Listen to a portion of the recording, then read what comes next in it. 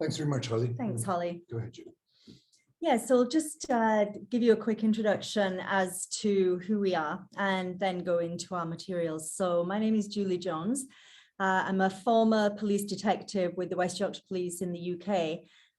For the last 25 years, I've been an online investigator, online and physical investigations, as well as an educator, and also working in threat assessment and also online safety and personal data protection and management. Good day, good afternoon, everybody. My name's Carl Prophet. I started my career in the military and transitioned over to policing. In 2007, I was asked to actually set up the security for the organized crime prosecutions team. And I've traveled pretty much across Canada, the US, and Central America, working with justice officials on how to stay safe when dealing with organized crime. In 2010, I was fortunate enough to be appointed as the officer in charge of the Provincial Assets Unit for the 2010 Winter Olympics. And we're really glad to be here today. This is a very unique subject, and Julie and I have been working together for about 15 years now, doing this type of training, and it's really bearing close to home lately when we've seen some of the interactions. We had the Freedom Convoy a couple of weeks ago in Vancouver, specifically targeting hospitals, and we definitely seen an increase in risk, in threats, in intimidation against people in the medical field. So, today's is a high-level presentation. It involves two aspects. One is it talks about violence and how we can mitigate it and how we can manage it. And then the second part that Julie's going to be talking a lot about is your online presence. And we'll explain as we go along why that's so important. So, we might as well just jump straight into the presentation if that's all right. Yeah.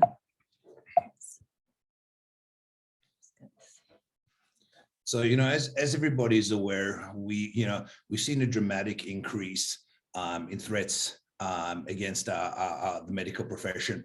And, what's interesting was I did some work for Coastal Health going back to about 2004. And I went in to do workplace violence observations in the trauma bays at VGH. And it was horrible to see the threats, the violence against the staff in that environment.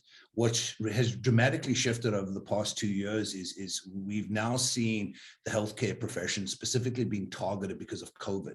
And it's really sad when you start to see agencies send out notice to staff not to come to work in scrubs or to not wear hospital ID if they're going outside because they're scared about the potential violence that staff can face. So today, what are our goals? The first one is we want to have a better understanding of what makes us vulnerable. We want to understand and predict personal potential behavior. We're going to discuss situational and risk management, online exposure, and then most importantly, we're just going to talk a little bit about what it is we can do.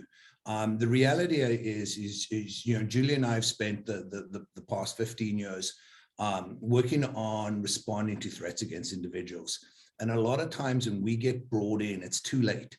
You've had an incident occur, it's directly impacted that person.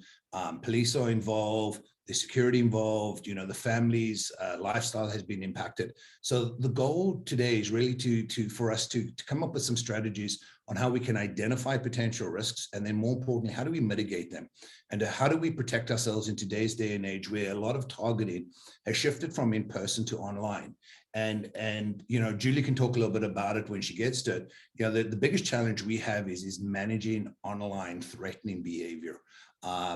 Julie's working a file right now that's been going on for how many years?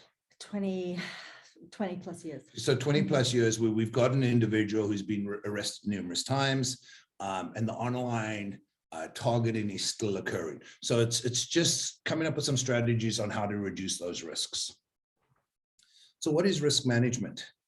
A lot of times potential exposures can be reduced through effective risk management. What does that mean? Well, it's our ability to identify a risk. It's our ability to assess the risk, prioritize, and then eliminate and reduce. And a lot of times when we're dealing with people, especially when we're in a service nature where we're trying to help people, we'll put our own safety secondary to trying to, assist and care for a person. And as we go through the training program today, it's very important that, when we identify risks, we actually take them seriously and we come up with a strategy on how to respond to them or how to mitigate them. So types of attack. Now, a lot of times we get asked, why is it important to know the types of attacks? Well, our response is slightly different. So, attacks of opportunity could be somebody wanting to steal your cell phone. How you respond to that, because it's not personal. It's somebody who's got a financial gain. They want to obtain something from you. It's totally different than if you've got somebody targeting you. If you've got somebody targeting you, it's personal. It's not over a piece of property, it's over you.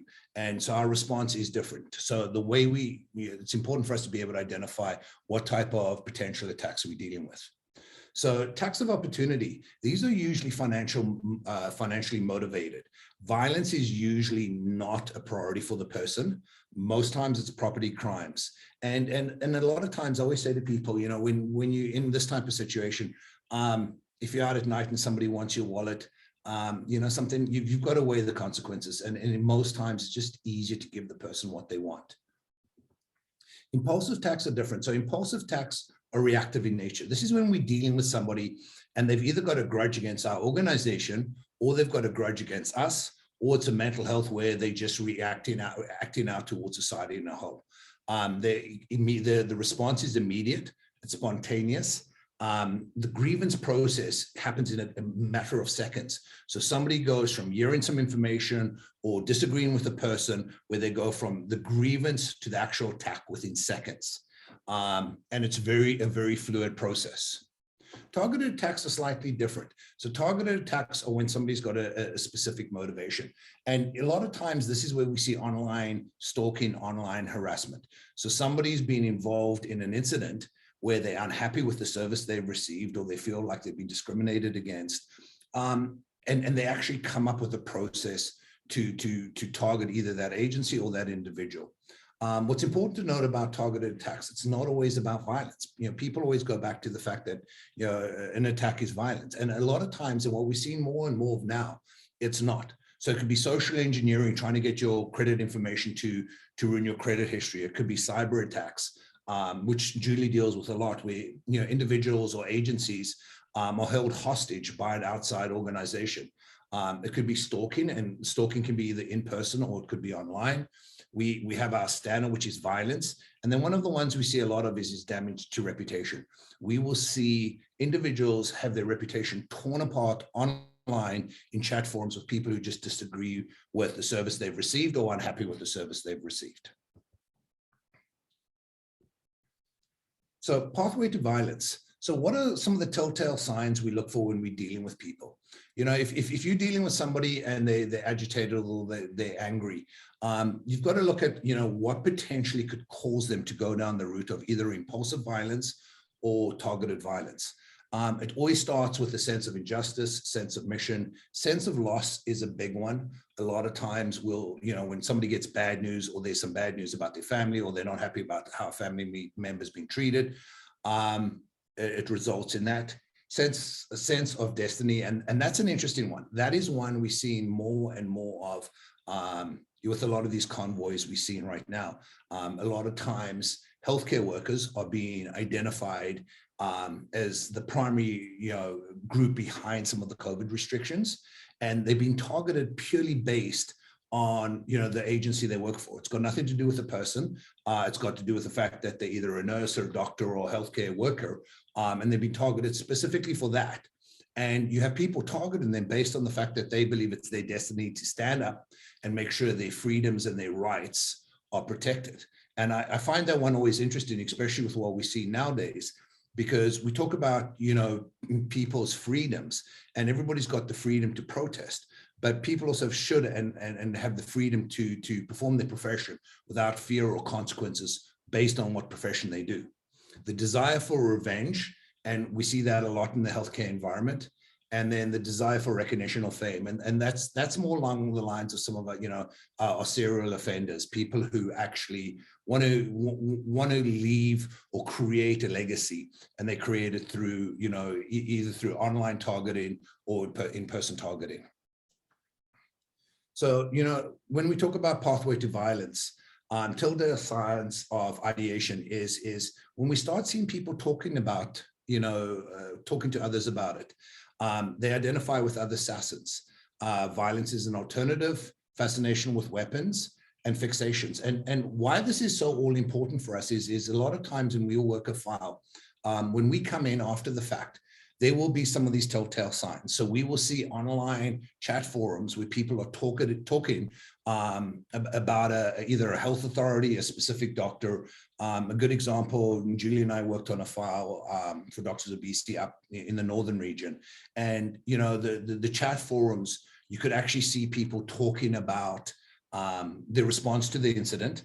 And the nice thing for us was by being able to monitor those conversations and being able to track those conversations, we were able to do risk assessments. So when we talk about this process and we talk about violence, the idea behind it is to help people get a better understanding of how violence occurs. In most situations, you don't just have somebody react and hit somebody.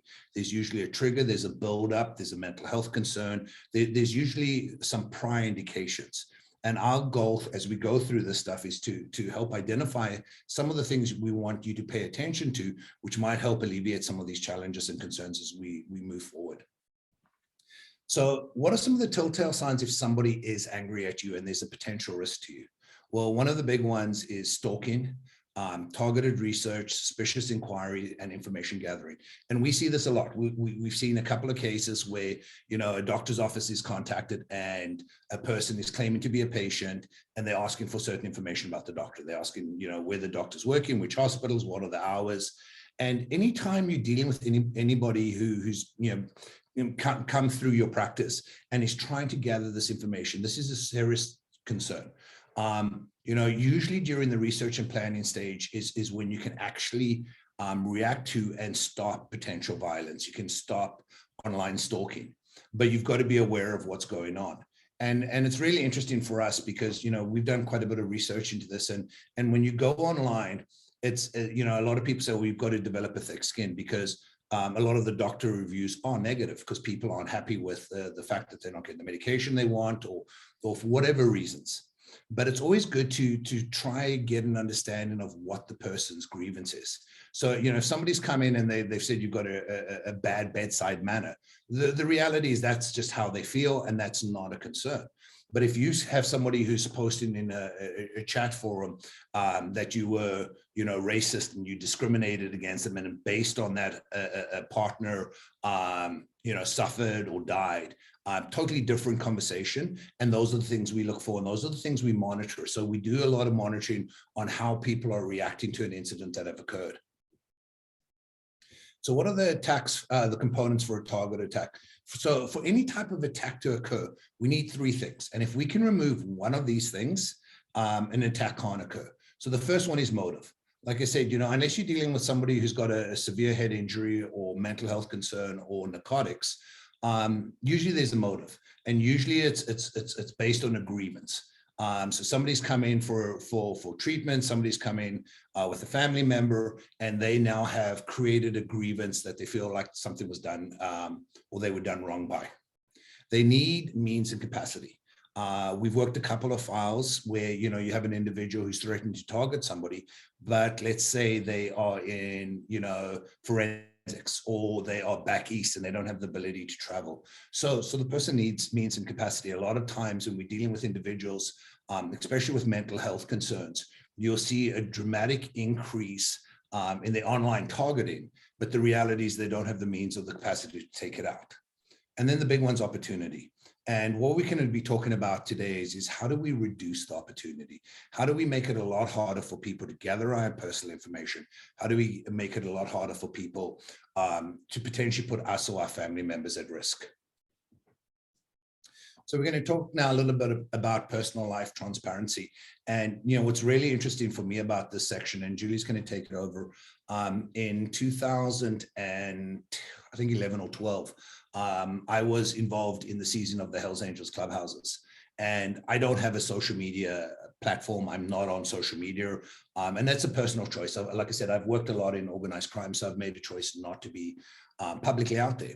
What was really interesting was they hired Julie to come in and to do an assessment on myself.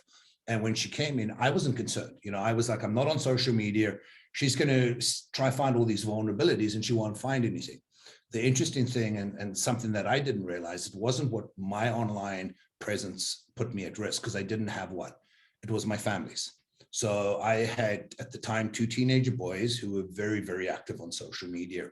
And it turned out that even though I was sure that I would have no risks on my online presence, Julie, looking at my children, was able to gather all the information she needed. She was able to determine where I lived, where my kids went to school, a bunch of personal information.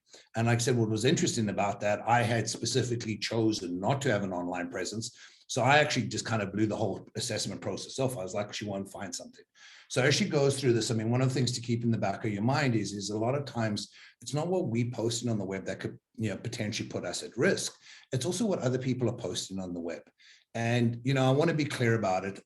I've got I've got a 19-year-old and a 22-year-old son. And I think if I told them that they couldn't use social media, it'd be the end of the world. So we're not saying don't use social media. I don't use social media. Julie is extremely active in social media.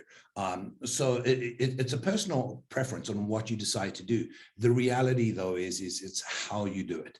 And it's making sure that there's not information out there that can be utilized against you. Because the problem is like I said, a lot of times when we get involved in a threat file, they've already figured out where the person lives. They figured out where the kids go to school. And that makes the threat management process a lot harder for us, because all that information has already been gathered by the person who's doing the targeting. So it's not like we can protect that information.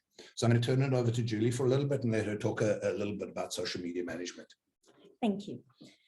So this section will deal with what we call online open source intelligence. Open source intelligence being publicly accessible information that can be found by anybody with a minimal amount of internet savvy and some fairly rudimentary tools, just simply social media tools and a Google browser. As Carl mentioned, there's a lot of information out there about us that quite often is either put out there by somebody else or that is out there about us that we don't necessarily know. So this may be information that's put out by services that we use that is either in the public domain or can be accessed using certain databases and certain search tools that we may not even be aware of. So just recognizing that technology moves along quickly, and you may not always be aware of what kind of information is gathered about you by the tools that and the services that you use, where that information is stored and how safely that is stored. Because a lot of breaches, a lot of data security issues are caused by things that you yourself have no control over, that your organization has not done anything wrong, that the people within your organization or within your practice or within your work environment don't even know or are not aware could be risks or threats. So we're going to really look at what some of the considerations are and what you can do about those, both from a proactive point of view and also a reactive perspective if you do find yourself on the receiving end of threats or harassment or stalking. So as Carl mentioned, the threats online as in person can be targeted or random. The difference with online threats is that often these are sustained. It's so much easier for somebody to hide behind a keyboard and not have to come and confront you or people that you work with or your family personally. The risk to reward ratio with online stalking and online threats is way higher. So you are not going to suffer that confrontation. You're not necessarily going to even be identified if you can set up as a stalker or as somebody that wants to threaten or harass somebody. If you can set up some fake accounts and put disinformation or misinformation out there or target somebody directly or somebody's family or somebody's work associates, it's much more satisfying to sustain that over a long period of time. And people are much more able to sustain that by logging in once every few days or once every couple of weeks and just posting a comment. And that can be really, really difficult to manage and to deal with as somebody on the receiving end of that. So trying to prevent that information being out there in the first place is really important. And I mean, the challenge from a law enforcement perspective is proving online harassment is extremely hard, and the likelihood of conviction is minimal. The challenge is getting an IP address is not enough. We've actually got to be able to prove that the person we believe, who we can attempt to arrest, was actually sitting at the keyboard at the time typing the letter. And on all the files I've worked over the last 10 years, I've seen one successfully go through the courts. The harassment went on for 8 years. We ended up getting a 10-day sentence on the individual, and within 10 days he was back online doing the exact same thing. As we've seen a shift from in-person threatening to more online targeting, we are seeing a dramatic reduction in our ability to respond to it. Yeah, it's absolutely right. And as Carl mentioned earlier, one of the files I'm dealing with right now is a 20+ year stalking file. And when you're dealing not only with, you can be dealing with a known person, but there are all kinds of other complications. There's cross-jurisdictional issues with law enforcement. There are sometimes all you have is a breach of the terms of use of the website that they're using, and the content that they're posting may not necessarily be considered to be illegal, depending on the jurisdiction that they are. So there are all kinds of challenges with investigating online threats and online harassment. So the best thing that we can do is try and prevent that. So just going down to the next point. So aside from financially motivated crime, which is a big part of what we see in terms of online gathering of information and social engineering, one of the biggest causes of online harassment and threats is actually workplace violence. That can be anything from online dating to any number of other issues that occur in the workplace. So this could be somebody that got promoted above you, or you got promoted above them and they're angry. This could be somebody that you've made a complaint against, sexual harassment. This could be a relationship that was within the workplace or within the work environment that then ended, or a friendship. And all of these things can create an environment where online harassment can start. So it is important to recognize that not all threats come from the outside.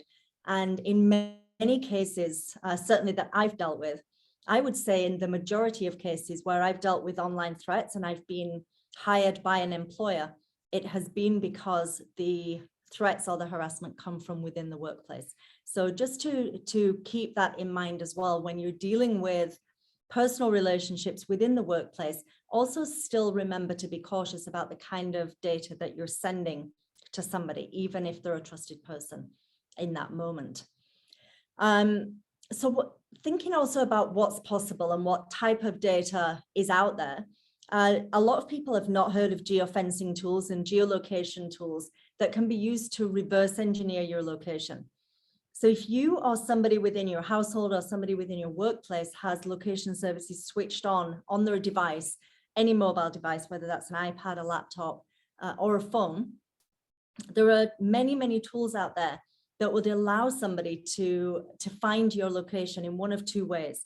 And that is to either create a ring fence around the location that they know where you are, to see who else is in that location or who else is posting from that location, or to target specifically a username of somebody that's known. So either you or somebody else in your household or somebody else in your workplace, and then follow that person to see where that person goes.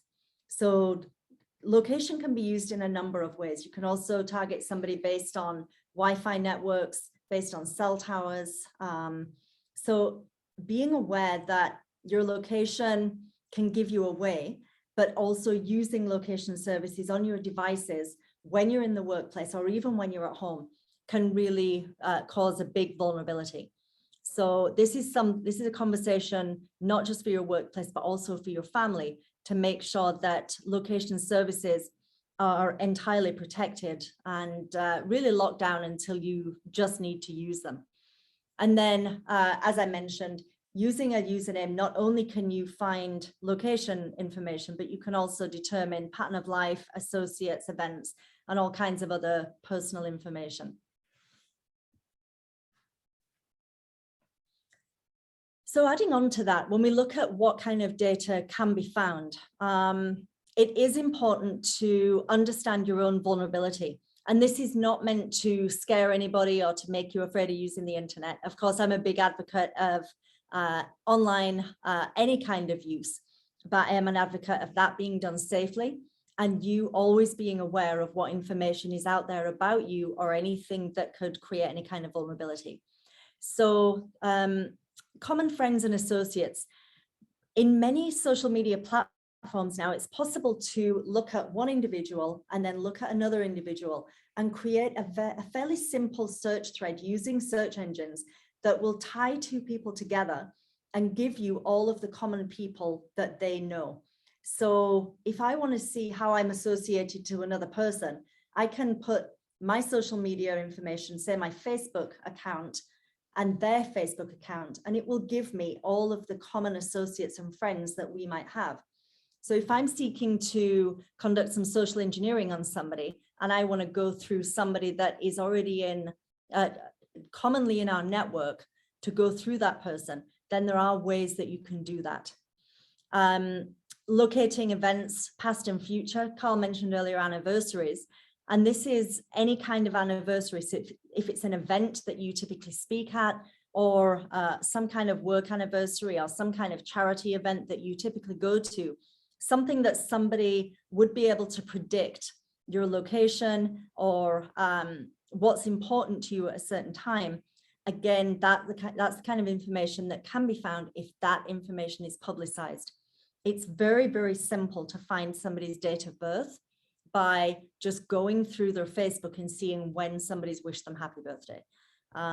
It's not difficult at all to estimate somebody's age that way. This is also a very common way that people find other people's security questions. And Facebook has, and other social media sites have mechanisms whereby you can have two browser windows open. If you want to try and reset somebody's password or find somebody's password on social media, have another browser open, go through the security questions and find the answers to those security questions in real time from open social media. So I've done that a number of times myself in classroom demonstrations, and it's not that difficult to do. So making sure that simple things like your timeline is locked down, your pertinent information, particularly on sites like Instagram, where things are relatively open, making sure that that stuff is locked down or accessible only to friends and trusted people is really important. Images are, you know, picture paints 1,000 words, and it's so simple to find somebody's pattern of life and what's important to somebody through images.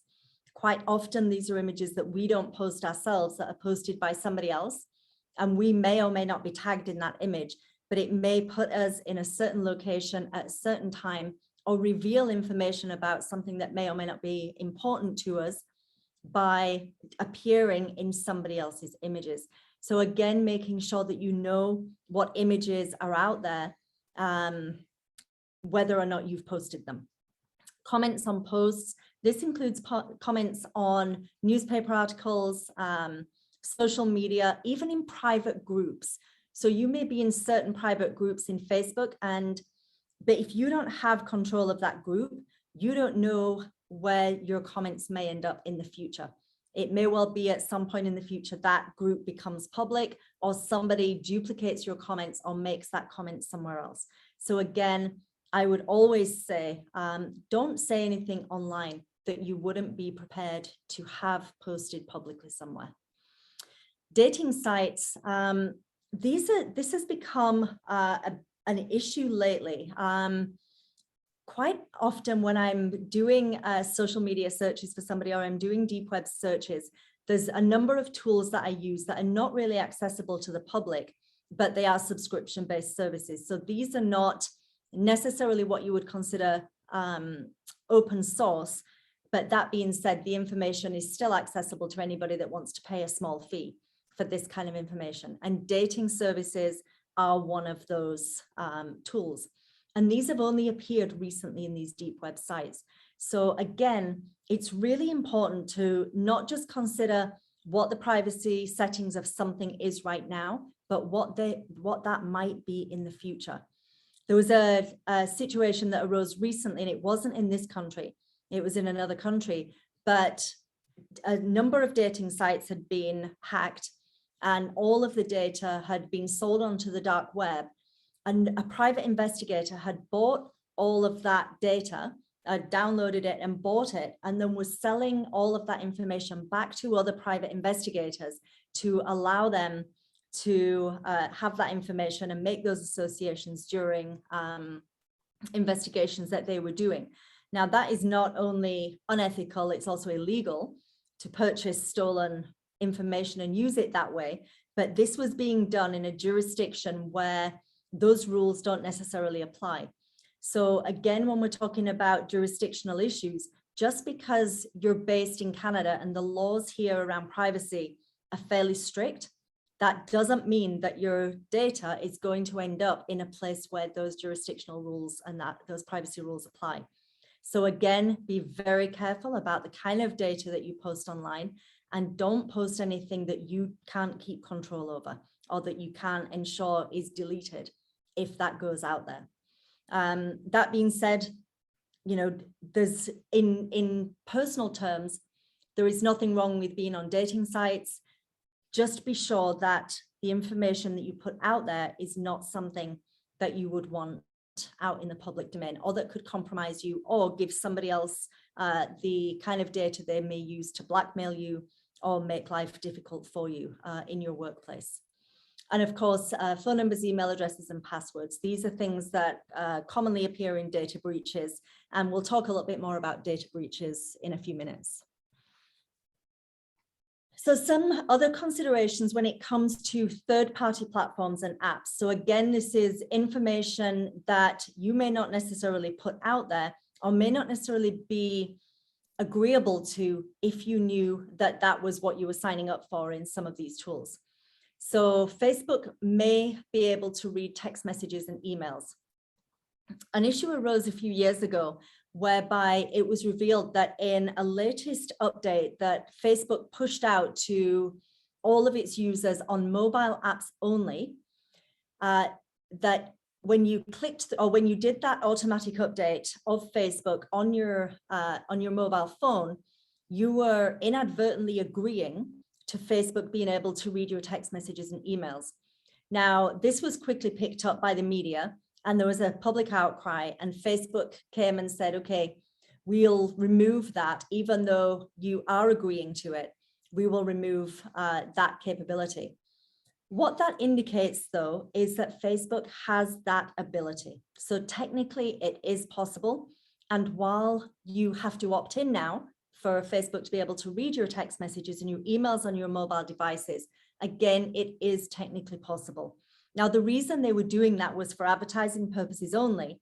But again, if you consider the implications of reading or viewing business emails or corporate emails or text messages on your mobile device, Facebook, if you use that on your mobile device, can still install trackers, can still install pixels that follow you around wherever you go and still track and keep that information.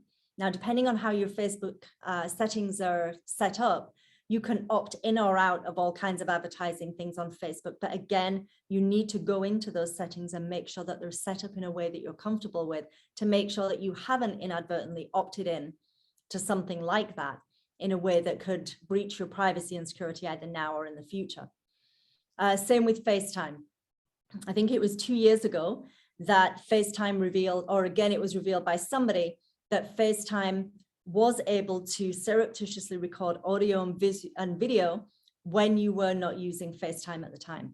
So this is an ongoing argument with all kinds of sites, and you've probably been in that situation like I have many times, where you're in the room and you're talking to somebody and you go onto your social media and suddenly you're seeing advertisements for something that you've been talking about, and you haven't actually searched for. When you search for how this is possible, or when Facebook and other social media sites have been challenged on this, they will come out and say, no, that's not possible. We don't do that. We just profile you so well by all of the information that we collect, and we follow you around the internet all of the time.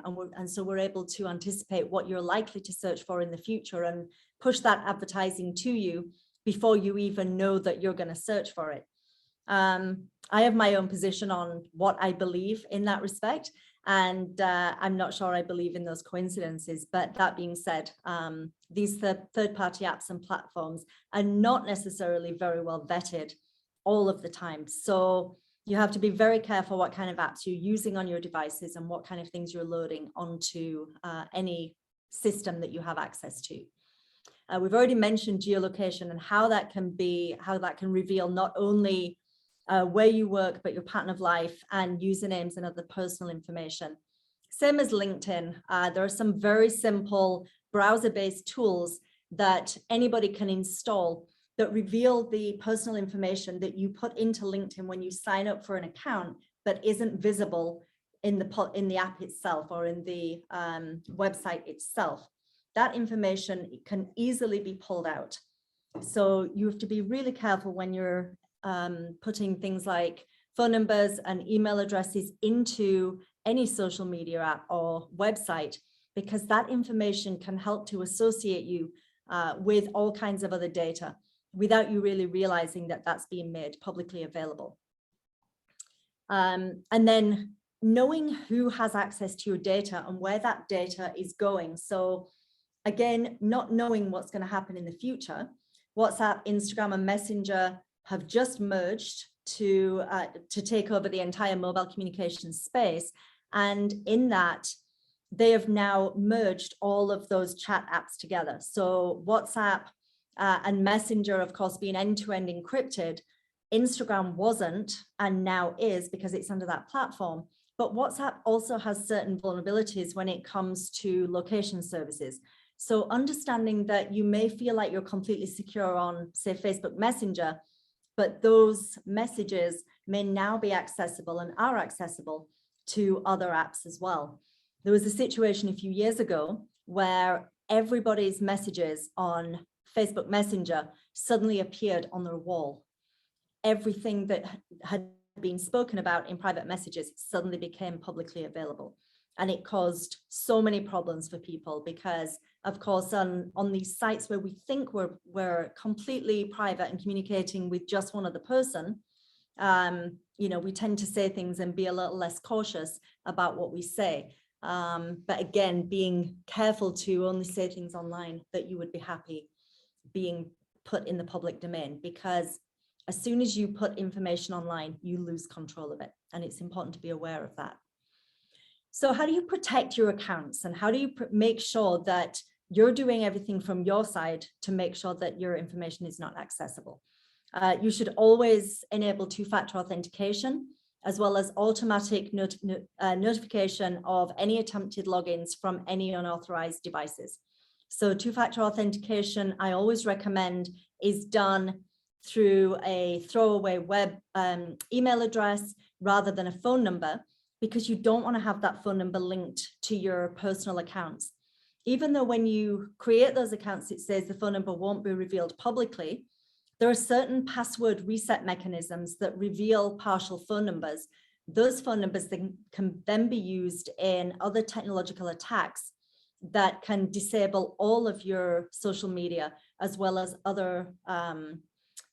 any other data that you might access using your mobile phone, such as banking information or cryptocurrency or email addresses and email accounts.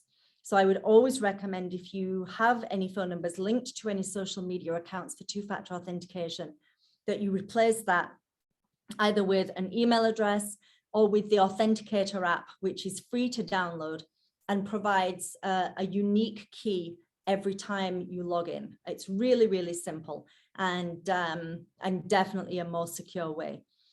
Always use unique usernames and email addresses if you can. I know your email address can't be unique for every account, but having a throwaway email account that you can use for logging in makes things much more secure. And if somebody does manage to get into that account as a result of a data breach, they're not going to find all of your other important communications and associations and networks. And then you should always, as a matter of course, change your password every 6 months. You can use password managers to create unique passwords every time you go into an account. It's really, really simple to do and much more difficult for somebody to hack into those accounts or lock you out of your own accounts. Again, sharing your passwords with people. This is something that young people tend to do. Certainly teenagers, they all share each other's Snapchat accounts, they share each other's TikToks. If you, quite often we see family members sharing email accounts with other family members. It's a good idea not to do that. You don't want to share that information with anybody. You don't want to have those passwords stored by your browser either. So if you have that setting on your browser, make sure you disable that. It does make it easier and faster to go in and get into those accounts every time. But just as it's easy for you, it always makes it much easier for somebody else as well. Logging out after each session, again, is something that most people don't do, but is a good habit to get into, because that extra 30 seconds it takes to log back into the account means that you're logging in securely every time from a fresh browser. And if somebody were to get hold of your phone, you lose your phone, your computer gets hacked, that account is not open for somebody else to get access to. In every social media account and every browser, you can check the user sessions for accuracy, and that will tell you what devices are logged into your account and what IP addresses are logging in there. So if somebody has managed to gain access to any of your accounts online and is accessing that remotely, by checking that, you can make sure that you recognize every session that's open and close down any sessions that you don't recognize. And it's a good idea to go in there periodically. Whenever you change your password, close all user sessions and allow new user sessions to start up. That clears any spyware that might be lurking in the background, or any other accounts or any other sessions. If you've logged in on public Wi-Fi somewhere and then not logged back out, it clears all of that out. So it gives you a bit of a clean slate. You hear people talking all the time about links in emails. And the people that do this, the phishing and the spam and these scams that we see all the time, are becoming more and more sophisticated. And it's becoming harder and harder to detect what is an accurate email and what isn't, because there are often redirects used in the background that you can't detect. So if you get an email from your bank, or you're expecting a parcel, and you click through that link because it's something that you are expecting, this is where people tend to fall foul these days.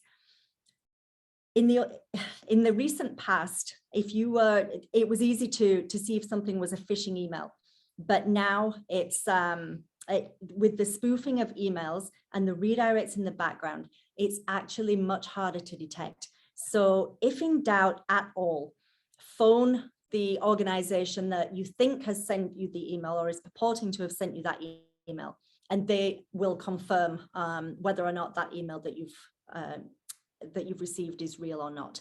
This is actually the biggest cause of social engineering these days. It's the biggest cause of fraud, is people clicking through links in emails that actually looked entirely accurate and hold up against scrutiny, even if you look in the background of those emails and the email address is completely accurate.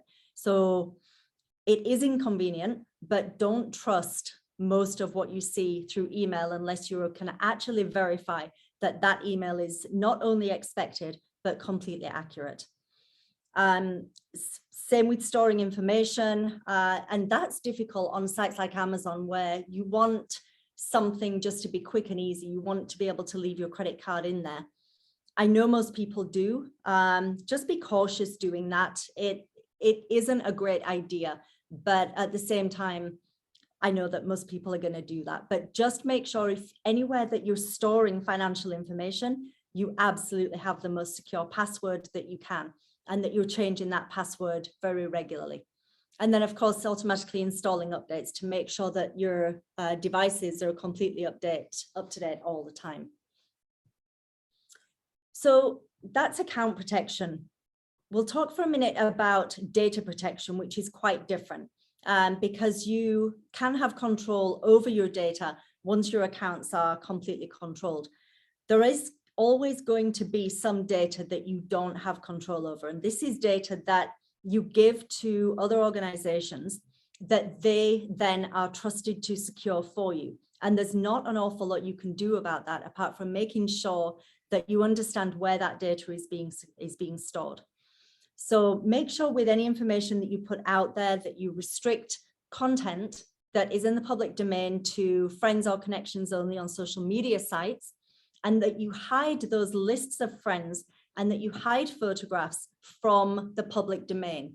So say on Facebook, you can have your friends list locked down, but your photos open. But if most of your friends like your photos, then your friends list may as well be open because all of your friends can be detected through your Facebook photos anyway. So remove the option to tag you in images, in videos, and in postings. That way you can always see, you always know what's out there about you. Make sure that you don't enable the setting that allows you to have your social media sites listed in search engines, and that includes LinkedIn. And access your social media sites where you can from the desktop only, because your mobile app is your biggest vulnerability. When it comes to memberships in any groups, try and restrict those memberships to private groups only, and make sure that you read the terms and conditions to ensure that those groups are going to remain private. Non-obvious usernames. Most people use an email address that has their full name in it, or at least has a partial name in it. Those are not ideal for social media apps. So try and use a different email address that doesn't have your actual name in it. It makes it much more difficult to search for you and to search for members of your family if somebody doesn't know what name you use online. Search for yourself periodically, of course. And I just want to talk briefly about data breaches and what they are. So a data breach occurs when a company that you have sent your information to, so let's say Spotify, or let's say Amazon. So you put all your information in there, your name, address, phone number, credit card information, and then in the background, it collects other information about you, such as your IP address, your location, and your password. That isn't publicly available. When a data breach occurs, that happens when that organization is hacked and their information, their databases are stolen, and that information is made available on the dark web and distributed among other databases in either the deep web or the dark web for criminals to buy and sell. There are certain websites, certain deep web tools where you can detect whether or not your email address has been subject to a data breach or any of your other information, and allow you to change that information to stop those accounts being vulnerable to criminals. So if you suspect that your data has been breached, if you get notified by an organization, then it's recommended that you change all of your passwords.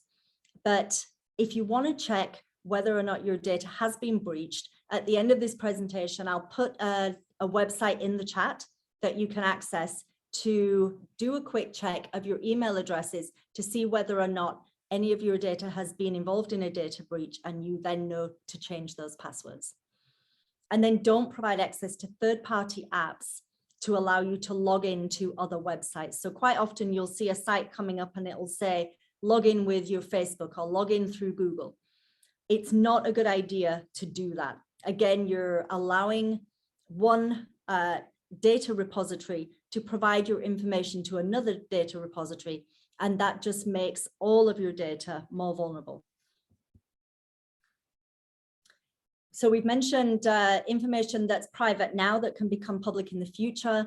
It's a good idea, highly recommended, to never use the same password for multiple accounts.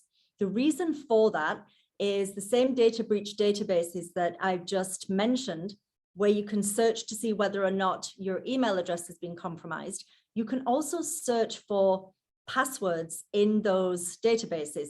And this is where using a relatively unique password across different websites is a bad idea, because I could search for your password, and everywhere that you've used that password for any account will reveal all of those accounts to me. So if you use the same password but different email addresses, all of those accounts will be revealed.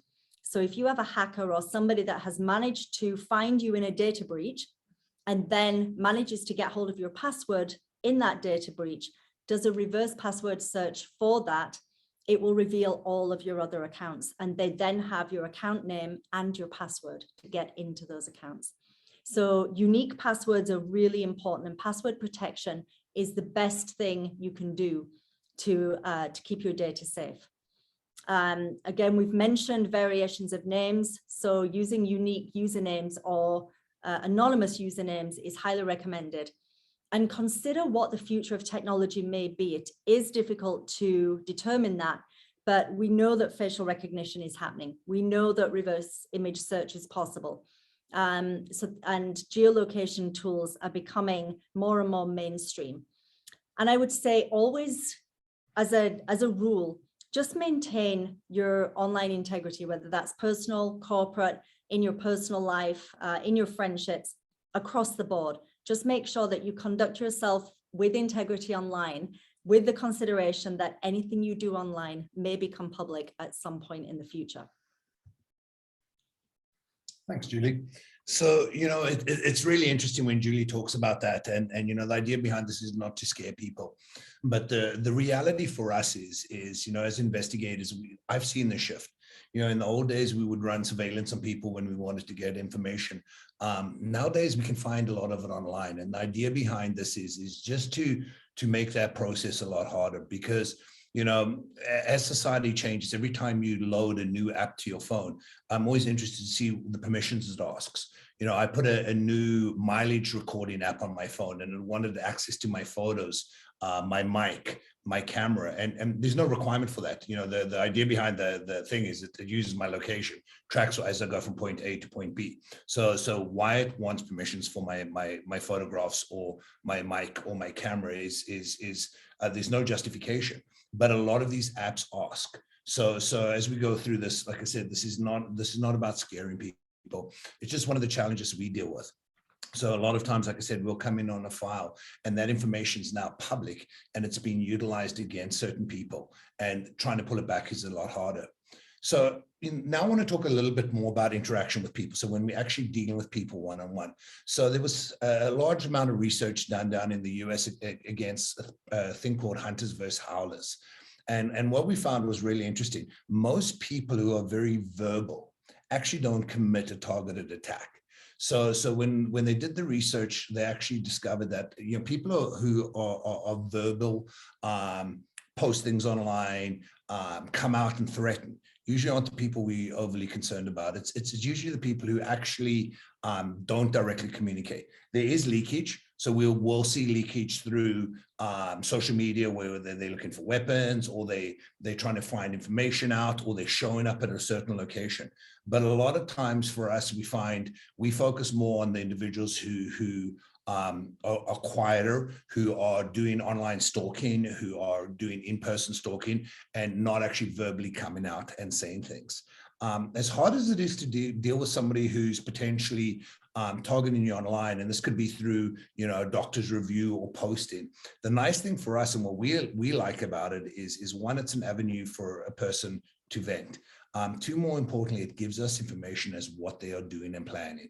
And that's what I said to you in the beginning, when we talk about targeted violence. If you're dealing with an individual and there's a bad experience, and you do notice that they're starting to post information about you online, or they're starting to put things out about you online, really important to monitor it, because it gives you an idea of where their temperament is. It gives you an idea of any potential targeting that they might do. It also gives you an idea to determine, are they're venting appropriately, or are they venting inappropriately? And we'll talk a little bit more about that as we go along.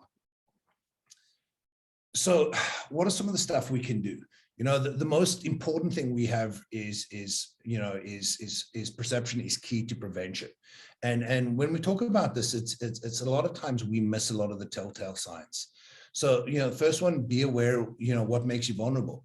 Or for you folks, it's sad to say nowadays, just working in the profession you work, just by doing what you do every day, puts you potentially at risk. Always pay attention to the environment and the context. Predict how that environment may develop, and always realize if you're aware of your environment, it gives you more time to respond. And then watch for warning indicators. Too often when we deal with, an in-person, what we call rapid assault, which is the impulsive violence, there were some telltale signs building up to the situation that, like I said, a lot of times we get so focused on trying to help a person, or we're not paying attention to some key items that we actually miss the identifications that identify potential violence prior to it occurring. So what are some of the risk factors? Alcohol and drug is a big one. Mental health is something that we see on a regular basis. Influence of the media. This is a tough one for me. So like I mentioned, my background was law enforcement for a long period of time, and almost every police agency across Canada has come out and said, we're dealing with problems with racism, and I appreciate their comment. The challenge for me, though, is it painted every police officer with a brush. So for somebody like myself, who's 6'3", 270 pounds, showing up at a call with a South African accent, and my agency's made a comment about racism, I'm ready at a disadvantage. I'm expected to be act a certain way. So realize when you have your agencies coming out and making those comments, it does impact how people perceive us. And you have somebody come in, and because they're not getting what they want, a lot of times their immediate go-to is this is it's either cultural, it's racism, it's sexist, and a lot of times it's not, but based on media exposure, it's assumed that that's the way it is. Family personal crisis is a huge trigger for violence. Anytime you have a family member who's battling, or a person who's in personal crisis, the line to cross from acting out to violence is very, very fine. History of violence. So when we do threat assessments, one of the things we always look at is past patterns. Past patterns are a wonderful sign for future behavior. So we always look at past patterns. So if you're dealing with somebody who's got a reputation of being agitated, or a reputation of acting out, the likelihood of them acting out again is extremely high. And then, feelings of desperation. That is one as well, when somebody's just at the point where they give up, and the immediate response is acting out. So what are some of the triggers? So when we're dealing with people, what are some of the things that we can do if somebody's agitated that can actually escalate the situation? And this is something we really want to focus on. Like, if we're dealing with an individual, I always say to people, nowhere in anybody's job description does it say punching bag or verbal abuse. You don't go to work so people can scream at you or take a swing at you. Unfortunately, like I said, when I spent my time in VGH's trauma bay, happens on a regular basis. But sometimes our behavior and how we treat people can escalate the situation. So when we're dealing with people, if somebody asks a question, take the time to answer it. And if you don't have the time to answer it, actually tell them that. But it's when you ignore somebody, if somebody's agitated and they're frustrated and they feel like they're being ignored, that is something that can escalate the situation. Giving excessive emotional attention. This is one that I've seen way too many times, where I've had a person that I'm protecting in a situation where they've shown compassion, and they've tried to help a person through a very difficult situation. That compassion is misconceived, and that person takes it as emotional tension, and they actually perceive it differently. Too often I'll work a file where the person has come back and said, well, they cared about me, and that's why I went to their home, or this is why I followed them online, because, they showed me this emotional attention. And we do that a lot of times. And when we're trying to help somebody, sometimes we act in best faith and best interest. Just realize with some people that, gets taken the wrong way. Giving people bad news. Whenever you about to give anybody bad news and or negative information, realize that is a trigger that potentially could, impact the situation. ineffective communication. And you know, it's interesting for me. So like I mentioned, I started my career in the military and then transitioned to policing in Canada, and having to learn to talk to people. And that sounds, you know, so simple. Like we always like, oh, we communicate well. But how often when we having a conversation with somebody, we're really thinking about what our response is. And it was something that I really battled with, because in the military, you know, in South Africa at that time, we had kind of martial law. So the military was all empowered. And then you come over here, and I realized, and it was something that I've worked on over the years, is too often when I'm listening to somebody, I'm trying to come up with a solution. So, you know, if they're telling me a problem, I'm really starting to think how am I going to fix it. If we're having a disagreement, I'm thinking about a response. If I'm trying to gather information from them, I'm trying to figure out how I'm going to utilize that information in my investigation. The reality is, if I'm doing any of those three items, I'm actually not listening to what they're saying. So one, when you talk to people, make sure you actually listen to what they say. And then two, realize how we speak to people can also impact how they respond to us. And then a big one is a disregard for personal space. And it's something called proximities. And I'll get into that a little bit later on. So what are some of the behaviors of concern? Well, you know, we deal with a wide variety. And one of the challenges I have is over the years, this has become very blurred. Too many professions now, verbal abuse, even threatening behavior. I don't want to say it's acceptable, but it's almost becoming the norm. And that's sad, because nobody, like I said, nobody's job description is to be verbally abused or to be a punchbag. So it's being able to clearly identify behaviors of concern and then how we respond to them. So on the lower side, you know, something it's when people are blaming you or excessive complaining. You know, when we start getting into threat levels is when people are becoming more argumentative.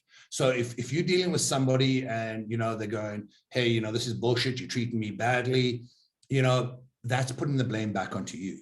But when somebody's starting to become argumentative, that is them moving through the pathway of violence, and it's escalating. And then you get the where people start to actually start threatening. And like I said, you know, the interesting factor around that, a lot of people who threaten don't carry out that violence. But if you're dealing with somebody and they say, you know, they're saying, I'm going to punch you, I'm going to hurt you, even if I'm going to report you, you know, you want to be aware of that, and you want to come up with mitigation strategies, and you want to be aware that there's a potential grievance. If you have somebody phone your practice and they say, you know, we can report you because of what you did to a family member, that's important information, because, you know, yes, there's a process and maybe it's legitimate, and yes, maybe they'll report you and that's it. But that means that person's got a grievance. And whenever somebody has a grievance, there is a potential for it to escalate. And those are what the aspects we want to pay attention to. So when we're dealing with people, you know, like I said, you know, somebody just doesn't punch you. You know, the reality is there's a mechanism the body goes through.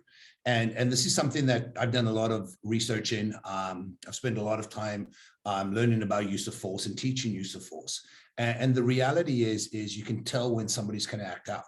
So what are we looking for? Well, we're looking for somebody who's pacing or have exaggerated movements. One of the things about me is you know, because of what I've done all my years, and I noticed this with Julie as well, is when she teaches, she uses her hands a lot. And the reason for us is having our hands up here is a great self-defense mechanism.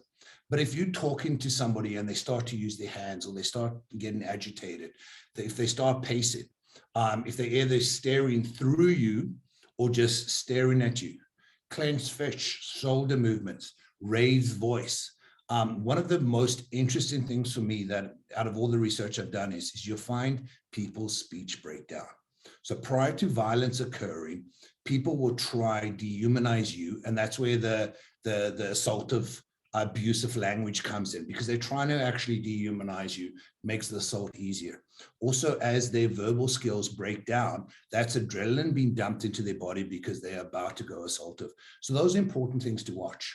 So when you're dealing with people, just pay attention to this. If you see any of these behaviors, it's a potential that the situation is going to escalate.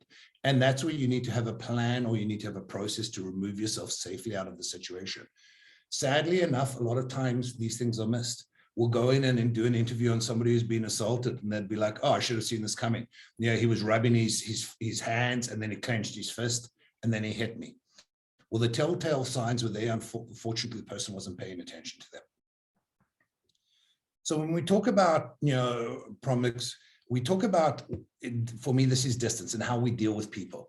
So too often when we deal with people, how we approach them can impact how they can respond to us. And also how they approach us can impact how we can defend ourselves or protect ourselves. So if I'm doing an interview of somebody who I'm unaware of, or I don't know their background, I always like to try set up my interview room that I'm always at the door. So if you're bringing in a patient who's either got a history of acting out, or somebody who's unknown, ideally, if you can, and you can have the treatment room set up in such a way that they are the furthest away from the door and you are right by the door. When we approach people, like I said, I'm not the smallest person in the world. So if I come in to interview somebody and I stand and I talk over them, just by me doing that can escalate the situation, because I could be intimidating by my approach. So always remember, distance and space is an important thing. We use it personally to keep ourselves spaced by creating distance, which gives us time to react in a situation. But we also use distance and space when we're dealing with people to make them feel calm, to make them feel respected, to make them feel non-threatened. So if I walk into a room very quickly and I stand over Julie and I start asking her very pointed questions, there's a very good chance if she's feeling uncomfortable, I'm going to escalate that. I'm going to take that feeling she has and create a behavior response to how I approach her. So just important things to keep in the back of your mind. Knowing that our environment can either increase or decrease risk. So when we're dealing with people, I always say to people, create a plan. And I do a lot of training in law enforcement, and I always say to the guys, play the what if game. You're in a situation, what if something happens? So always have a contingency plan on how you can respond. And realize when we go into certain environments, if I'm going into an interview and I'm going to be giving the person bad news, an example being I have an individual who thinks he's going to be released, and I'm saying to him he's not going to be released, that bad news and the environment I'm in, if I'm in a room by myself with him, has got a potential to increase the risk. Well, if I go into that situation with a partner, it decreases it. So just be aware, our environment has a dramatic impact on what can occur. Avoid isolation and unsafe situations. Avoid environments that are difficult to control. Adjust your approach and your activities. And always take notes of sources of assistance. This is a big one for me. Too often we'll get into a situation and, a potentially violent or aggressive situation occurs. And one of three things happen. We either freeze, we flee, or we fight. And that's standard across the board with any time we deal with anybody who's either aggressive or assaultive. And too often people freeze because they don't have a plan. So I always say to people, anytime I go into any room, this being a restaurant, and like I mentioned earlier on, I did work organized crime for a long period of time. So if I went to a restaurant in Vancouver, I'd want a table where I could see pretty much the whole restaurant. I would want to know where the exits are. And, that sounds like it's a lot of work. It's actually not. It becomes second nature. So if you're walking into, to see a patient in a trauma bay, or if you're dealing with a person at your reception, or if you're dealing with a person in a treatment room, be aware of the environment, but more importantly, have a plan on how you can respond. And if you need help, how you can summons that help. Are you going to have to yell for it? Would it be pulling a pull station from a fire system to get attention? If it's in a hospital, how do you summons a code white? Be aware always on if you need help, how you can be able to arrange it. Situational awareness is one of the most important tools we have. And the reality is most of us do this naturally. You get up in the morning and the next minute you arrive at your office and pretty much the whole drive is a blur. You don't remember it. It just occurred. We get into patterns in our life, and situational awareness is just us watching what's going on around us. In today's day and age, one of my favorite things to do is people watch, and you'll go down and I'll sit at a coffee shop and watch people. It's amazing how many people walk down the street on their phones, texting, looking at social media, not paying attention to what's going on around them. You get on transit and you watch people and they're buried in the little box in front of them, and they're missing everything around them. So situational awareness is what keeps us safe. So this allows us to watch for warning signs and pre-assaultive cues. So like I said, whenever I deal with a person, I watch their body, because their body tells me how they're responding to me, tells me how they're responding to the information I'm giving them. And it also tells me, and it gives me an idea of what to expect and what type of response I might be getting from them. Monitoring your environment. If I'm dealing with an individual and he's starting to escalate, I have a couple of options. A lot of times it'd be, hang on a second, I actually can't help you right now. I'm going to go find somebody who can. I'll take myself out of that situation. And that gives me an opportunity to buy time. And now I can decide what I can do. I can either walk away from that situation. I can go get somebody to come help me with that situation. I can change my response to that. Being aware and being able to dictate that environment is important. Always be prepared with an exit strategy. It doesn't matter where you are. You always want to know how you can safely get yourself out of a situation. Assess the environment for weapons of opportunity. Now, this is what people can use against us, but also what we can use against people. One of my big things is if I'm doing an interview in an office with an unknown individual, I like to put them furthest away from the door. If I can, I'd like to put a table between us. In my work world, if I'm dealing with people, I always carry a binder or something. I'll keep it in front of me because it just buys distance. If you carry a purse is a great tool that you can use to buy distance between you and a person. And too often when we deal with assaults when they've happened, the sad thing is it's something like, somebody's been hit in the head with a stapler or been stabbed with a pen.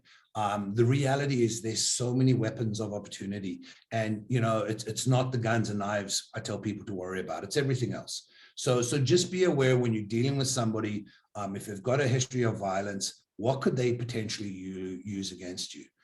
Paying attention to distance. And then the most important one is trust your instincts. A lot of times when I'll go in and I look at an incident, the person will say, well, I don't know why my spidey senses told me it was about to go bad. If you're ever dealing with somebody and your spidey senses are telling you that the situation is unsafe, or you just had that bad feeling, take 5 minutes, take yourself out of that environment, come up with a plan. You can either go back into that environment better planned, or you can walk away, but learn to trust your instincts. It's the most important tool we have. And then communicate.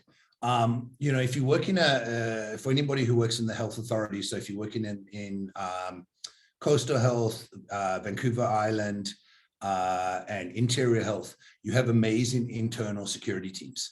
They do threat assessments. They've got people who specialize in targeted violence response.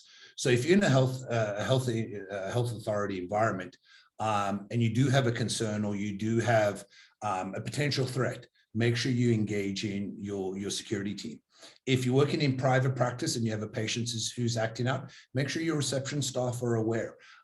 Make sure you have a process in place that as much information about individuals is shared, because that information helps others to keep us safe.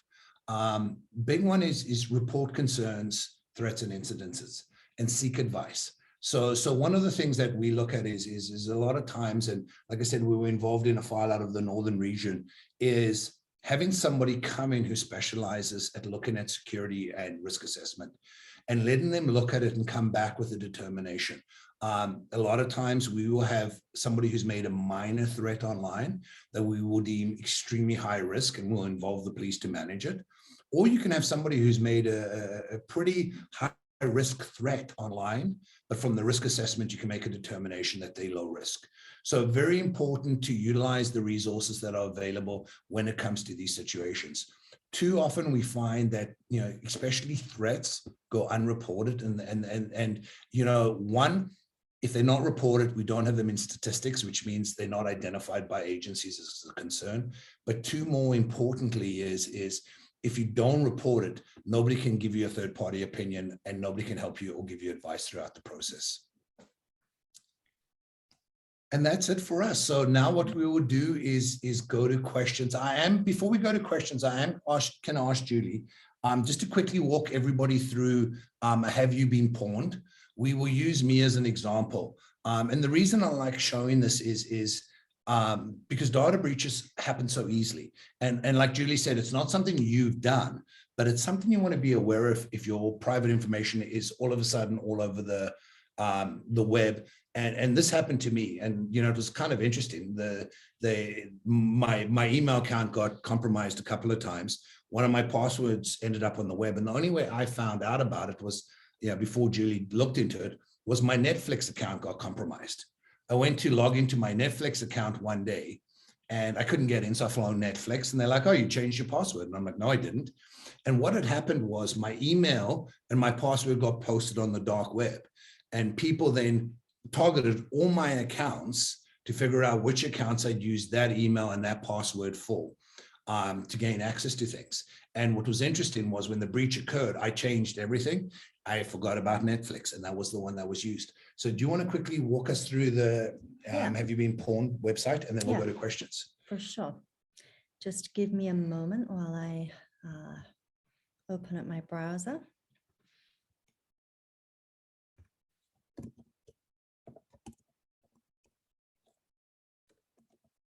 So this is a publicly available website. You can just Google it. It's something that I do suggest everybody does. I always say to people, go out and once a month, just Google your name.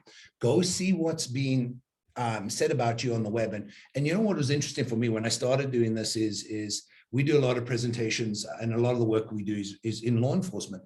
And I was having sensitive information that I was discussing at committee meetings or with other agencies being posted online, and I didn't even realize it.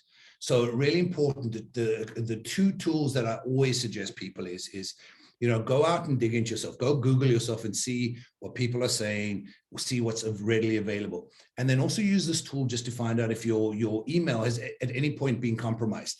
And again, this is not something you've done. This is because your email got breached in an account. And for this, we'll use my old government email. Okay, do you want to? So carl.profit@gov.bc.ca. So this is a web version or an open source version of a data breach database. So the information that you'll see here will just show you whether or not this account has been compromised. And you can see here, we just put the email address in there. It comes up with 6 data breaches. This will also tell you whether or not that data has been found in pastes. Now, pastes are deep web databases that then contain this information. So they're not dark web, they're deep web, and there is a difference. They're more open source, but they're almost like a holding space for that data. So you find a lot of credit card information there and that kind of thing. But so this indicates that as well. For the most part, criminals don't use deep web paste sites that much anymore because the dark web is now so accessible and so much more secure. So as we go down here, this will tell you when your email address was compromised. It will tell you what database it was in and when that breach occurred. And it will also tell you what kind of information, so you can see here, what kind of information was taken in that particular data breach. So you can tell a lot about a person just from running their email address through this information. So I can see that Carl had LinkedIn and what other information might be available out there about him if I were just to go and look for that. So everything from dates of birth, geographic location, phone number, gender, physical address, email addresses, employers, and passwords. And this will tell you when that breach occurred. So if you haven't changed your password since the time of the last breach, so in this case, for Carl, it was February 2020. And these are just the breaches that are listed in this database. No database is definitive, and it's not going to give you all of the breaches that are potentially out there. But this is the first step because it's open. When I'm running investigations, there's a site I've got up here.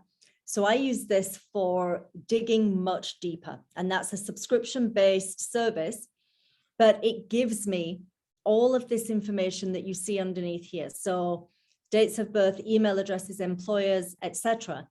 If that information has been gathered and has been put out on the internet for other criminals to find, that information is in that database. So if I were just an ordinary member of the public and anybody can create an account on these types of tools, it's quite inexpensive. And I want to run somebody's email address through that to find this kind of information, then I pay my subscription fee. I run your email address through that, and it will give me all of this information if that information is available. So this is why it's really important to change your passwords and to make sure that you control the information that is out there about you, or at least you are aware of where it is, because it may end up at some point in the public domain through no fault of your own at all, through the fault of the people whose services you're signing up for. But if you don't know about it, then you can't protect yourself. As Carl mentioned, if you're pre-warned, then at least you can make a plan. So it is a good idea to run your own email addresses through this service. This is a good one just to let you know whether or not you have been involved in any breaches. And it is haveibeenpwned.com. Pwned being the hacker use of the word owned, the O replaced with a P. So haveibeenpwned.com. Thank you, Julie. So Holly, why don't we go open it up to some questions? Wonderful. So first off, thank you. I think every time I attend this, I learn something new. And today was just like more about the physical, space between me and somebody else, with just the world opening back up, our province opening back up at the announcement today. And I was told that we're planning to come back into the office for something to do. And I started running through my head, okay, so I have to pack, I have to get ready, I have to take a taxi, I have to do this and just get myself ready. And I realized, like, I never ever feel safe. And you might be 6'3", Carl. I'm 5 feet tall. I am not 60 inches. So that's all I got. And I always remember how small I am when I'm in a vulnerable situation as like just a woman by myself. So it's always good to remember that. And just on the comment of reporting incidences, 2 years ago, it's called the Memorandum of Agreement for Physical and Psychological Safety with Doctors of BC, and the government came to an agreement on some funding to help promote physical and psychological safety with physicians. And at that time in the province, there were only 2 reports documented on physical concerns. So how important it is to actually document and report it is really there. And now we have at least a source for physicians to go through to document. But I will get to some questions. I see they're coming in. The first one is, I just searched my name and it came up on the 411 info with my address, etc. What do I do? Yeah, so first of all, it's good that you know that that's out there. Most websites provide a mechanism for you to remove that information if that is in a database. So the first thing you should do on any website, if you find your information in their database, is go to, it's usually the privacy section or the contact us section, and it will give you, in most cases, an opportunity for you to request your information be removed from that database. So that would be the first thing that I would do. But yeah, awareness is key. Just knowing that that is out there, knowing that that information is available to somebody that searches you may make you more aware of, I don't want to say your behavior, because that implies that you may do something wrong at some point, but just being aware to be more vigilant and to make sure that your information is not logged in any other databases. So do a search, I would recommend, of your home address on a search engine and see if it shows up anywhere else. So, but yeah, in most cases, if you write to the company and request that information is removed, they will usually remove that. It's also a good idea to write then to Google and have that entry also removed from their database. So even if you get that removed from the proprietary database, you also want that removed from the search engine database. So Google makes it quite easy to do that with a simple request, that if a link no longer works, you don't have to wait for the search engine to refresh its index. You can write to them and ask for that to be removed as well. All right, the next question, thank you, is how do I delete LinkedIn? I never signed up, or any other connection work sites. So if you, can I just clarify that question? So if you didn't sign up for LinkedIn, do you mean that somebody else has created an account for you, or have you signed up at one point and forgotten and just don't use it? So let's look at both those scenarios. If somebody else has created an account for you and you haven't signed up for that service, then again, the same thing would apply. You would contact LinkedIn and say that this is not your account, this is a spoofed account, somebody else has created it, it's not your data, you want that to be removed. If you have signed up for it and you don't want to use it, LinkedIn is actually very versatile in its privacy settings. You can go in and have a look at how you appear to other people. You can also go in and put it in completely private mode, which means that you are only visible to your connections. You're not visible to anybody else, including in any search engines. So go in and take a look at the privacy settings for LinkedIn.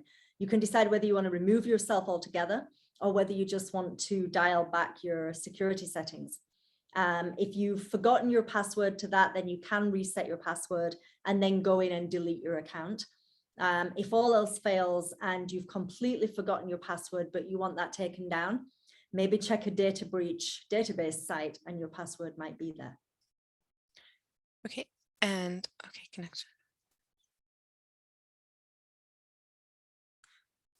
So the same question, the person requesting the question is connection to work sites, example, division of family practice to my work site, and then name as manager, etc. I mean, it's challenging. A lot of times our agencies put a lot of information out there that really and truly shouldn't be put out there. And you know, each agency has got its own policy or process around it.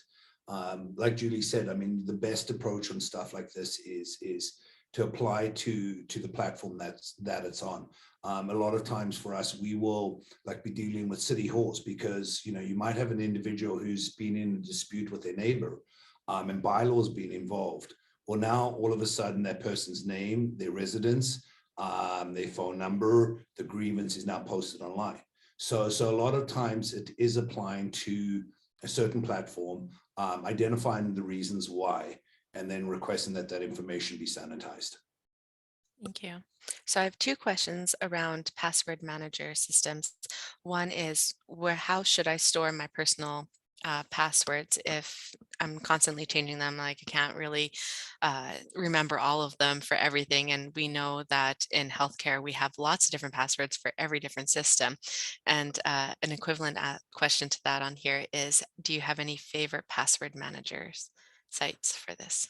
Yeah, so to answer the first one, I have a bit of an unpopular opinion to this because I like to write my passwords down.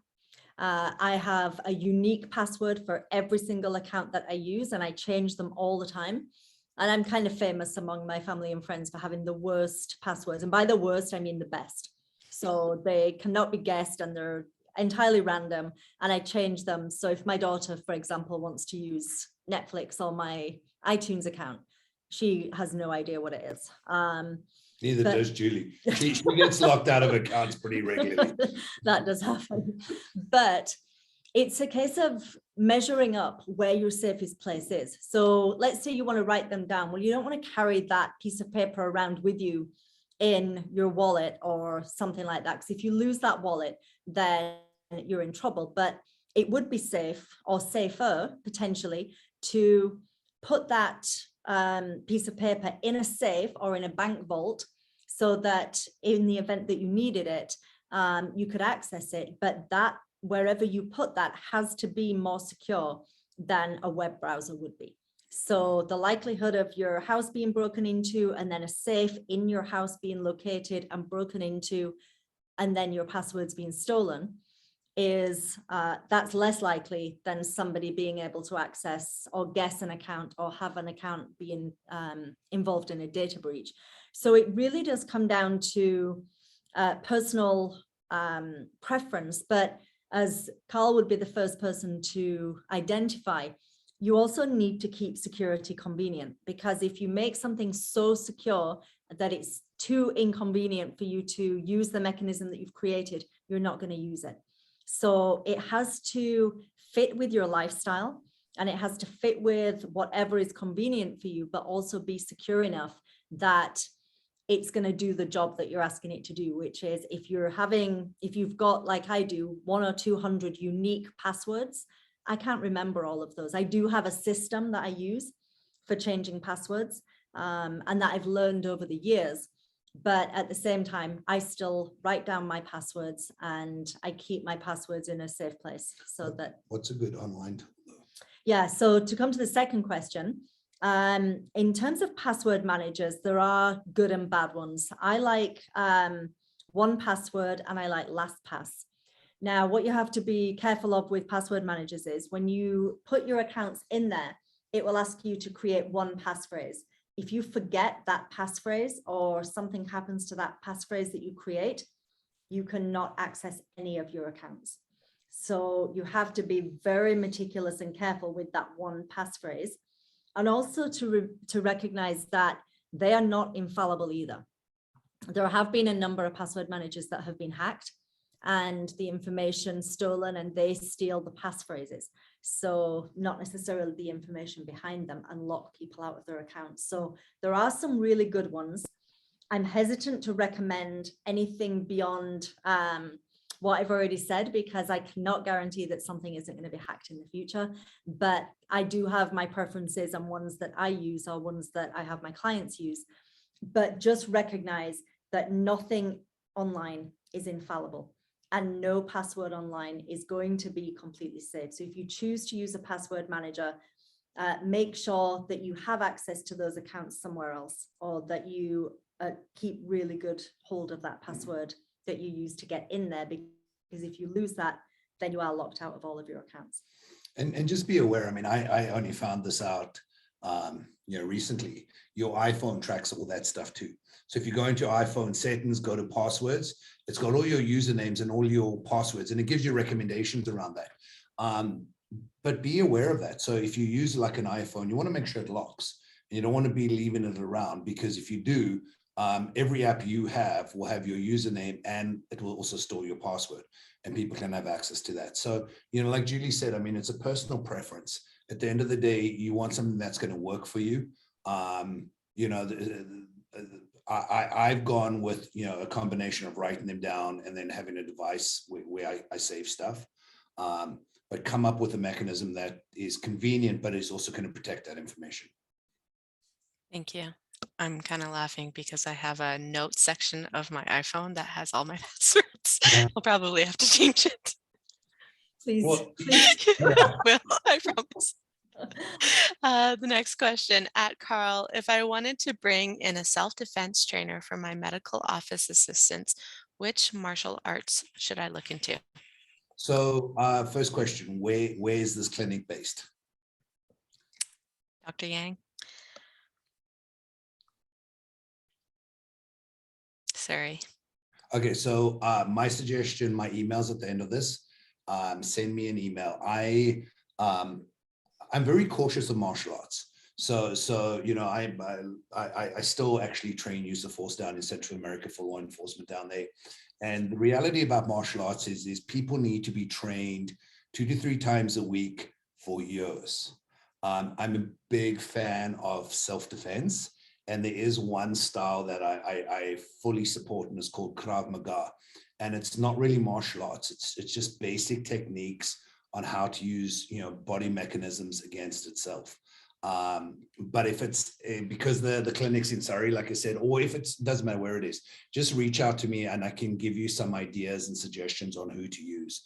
Like I said, I am cautious. VPD has got a phenomenal team, and it's actually interesting. It's made up of 3 female constables who've got one of the best self-defense training programs I've ever seen.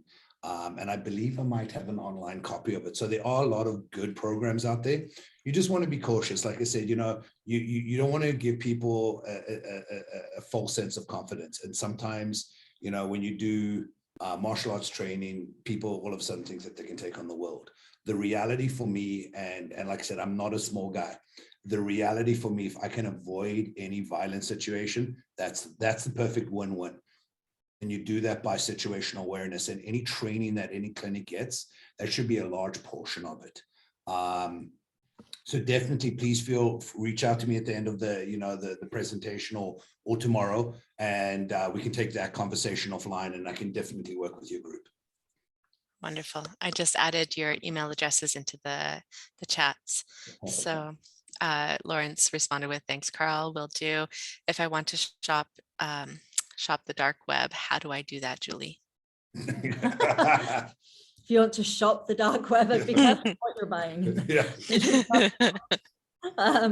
So the dark web, for anybody that doesn't know, is an environment on the internet that is almost like an internet within the internet. So it's the kind of darker, as the name suggests, the darker and seamier side of the internet, where you tend to find the more interesting, nefarious, and that type of material. I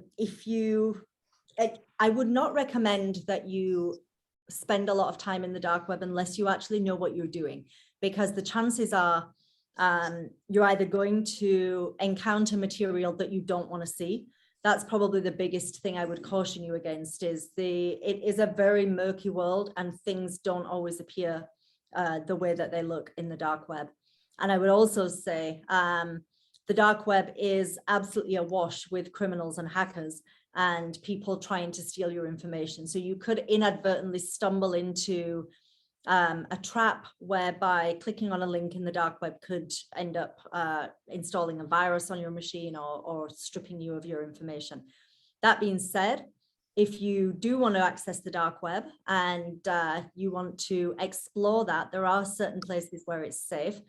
There's a browser that you need to install. You can't access the dark web from any surface web search engine. So you need to install the Tor browser, which is TOR, stands for the Onion browser.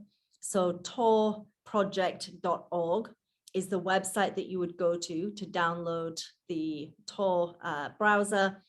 And what that does is it provides a portal into the rendezvous points that you go to. It's not set up like the surface web. You don't put in URLs to go to websites. You put in certain codes to go to what's called rendezvous points that will then take you to the server where that data is hosted. The dark web uses .onion top level domains. So it's not .com, .org or any of those things. And the URLs look like encrypted text. So it's a different environment altogether. But yeah, it's worth doing some research if you want to look around there, but I would just urge you to be cautious. Yeah, just be aware it's a bit of the wild, wild west. I would say 90% of the people are there on the dark web are bad, another 10% undercover law enforcement. So it's a very unique environment to go through. I've always said, the couple of times I've done it, because I'm not a cyber person, I've had Julie actually kind of tour me through it, because you do want to be cautious. Like Julie said, a lot of times in the dark web, you can get your systems hijacked where they'll literally take over your computer and you'll lose access to everything. Okay, thank you. So last question that I have is, are there any passwords that might be meant to be shared? I'm just thinking about businesses and clinics and stuff for physicians where information might need to be shared between a physician and an MOA in case of an emergency, how to access the EMR, the door locks, etc., security codes and stuff like that. It depends on the situation. It depends on who you're sharing it with, and it depends, what information that person or what information is going to be readily available. The one of the challenges we've seen with shared passwords is if the relationship breaks down. And we've had a couple of files. I mean, Julie's working on one right now where passwords were shared among a company. It was for a set platform that their company used. People have left the company. Those passwords have been compromised. Their platform's now under attack on a daily basis. So always what I look at is what does that person have information? What will they have access to? What is your relationship with that individual? And if for some unknown reason you've got to pull that access back, how hard would it be to do that? Yeah, good to know. Thank you. And bear in mind, just to add on to that, if you have a bunch of people with a password to one environment, information in that environment can be downloaded at a time when everybody in that environment is trusted. And that information can be used later, even if passwords are changed. So what I tend to recommend is if you have information that you need to share, put that into a Google workspace or in the cloud somewhere that everybody can access from their own individual account, only in that shared folder. So you're not sharing everything. You're not sharing a password to an account, but people are accessing that workspace, whether it's Google Drive, whether it's Dropbox, wherever that is. You've got information that, if it were to get out into the public domain, would not compromise anybody, and that everybody is setting and creating their own passwords. It's a good idea. Thank you. I'm going to do a last call for questions for tonight. If there is none, then we'll give you back some time to your evening. And I just want to say a huge thank you again to Carl and Julie. This is always informative and does help so many of us in the social media world and in the physical presence of other people world. So I'm looking forward to seeing the reviews. Just as a heads up to everybody who's on this call, is that there is a survey as soon as your browser closes that we do ask you to fill out, because we do want to hear your voice and your opinions and comments, and it helps us guide our work in what we do. So just want to say thank you. Dr. Yang says, awesome session. Thanks so much, Holly, Carl, and Julie. Thanks, Dr. Yang. It is such a pleasure to have you guys here today. So thank you again. And thanks for having us. You know, I want to recognize and say thanks to everybody for what you do. You know, our healthcare has been through living hell the last 2 years, and you know, we appreciate what everybody does. Secondly, you know, our emails are out there, and you know, one of the things Julie and I have always said is if you have a question, feel free to reach out. You know, I would rather somebody sends me an email, asks a question, even if you think it's a stupid question, or you know, you're wasting my time, because too often those questions are missed. Yeah. And you know, something on a session like this, you might go away from it, and in 2 or 3 days you might have a question about your reception area and how you could improve it to better deal with potentially, you know, aggressive clients or patients. You have our email addresses. Please feel free to reach out at any given time. That's all we are for, and it's been a pleasure to be here. So thank you for having us. I just want to add to that. If anybody wants me to check their email addresses against data breach websites or data breach databases, I'm happy to do that. That's part of this session. It's you know, I want everybody to feel safe. So if you have any inquiries like that, or you're unsure whether you or a family member or somebody in your office or workplace has suffered a data breach, it takes me 2 minutes to run those searches, and it's not a big deal. So just reach out to me by email, and I'm happy to help with that as well. But thank you so much. And yeah, we're here to answer any questions, like Carl says. Thank you guys so much for doing this, because they help all of us. You guys help us understand and keep us safe too. So thank you so much, everyone, for attending tonight, and I'll let you guys all go. I'll stop the recording, and just as a note, the survey will pop up. Please do fill it out, and thank you, Carl and Julie. We'll see you again on April 28th.